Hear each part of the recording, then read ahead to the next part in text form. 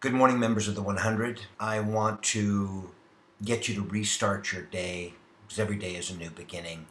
This week is a new beginning for the image of your school and your community. This month is a new chance to retrain your staff, to retrain yourself, to look at your goals, to see if maybe you could improve on the message that goes out to your community about what your school is about, what your objectives are. And it doesn't matter now in this climate of business whether you've said it already 10 times, 50 times. I doubt that you have 100 pieces of media online that talks about your intent and purpose and mission and value. But we have to do something to distinguish the old school, the formula methods, the stuff that was taught by EFC and all this stuff in the 70s and 80s, which is still prevalent, which minimized, which simplified, which got it down to a sales slogan and a bunch of ad copy. You need to distinguish yourself with evidence that you aren't a teacher to be ignored, that your work should be visited by every child in a community to make them safer, to make them more confident, to make them think clearly. You should be a part of every adult's life who is looking to improve the quality of their fitness and to enjoy the community that a dojo can be. But you have to communicate these things.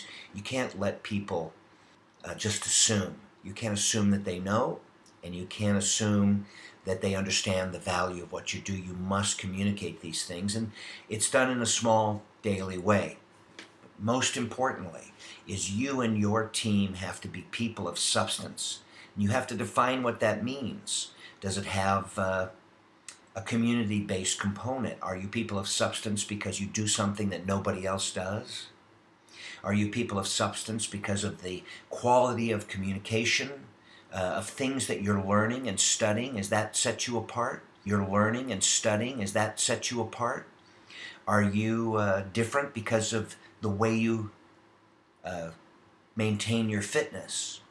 And there are a lot of fitness people, CrossFit and all that. Are you doing what they're doing and staying fit and serving as an example? And what comes out of your mouth? Is it based upon the least amount of information? Or are you studying things that matter in self-defense? Do you know the statistics for rape and for gender violence and domestic violence? And do you have some work that you're studying that you bring then to these young people who are impressionable, that parents can look at and say, I need this person, my student, in my child's life? And are you inspiring adults to live more in the here and now? This is a chance for you to communicate to your community today in a way that sets you apart, that makes you stronger, that helps you to define what it is you do and then redefine it and redefine it and redefine it.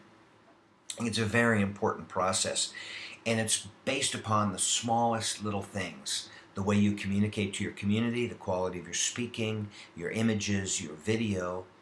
You need to get out there and let people know what you do, and you have to look very, very carefully at what you do and say, is this the best we can do? Or is there something we can do that's better, smarter, more engaged, more important to today? That's what you need to do.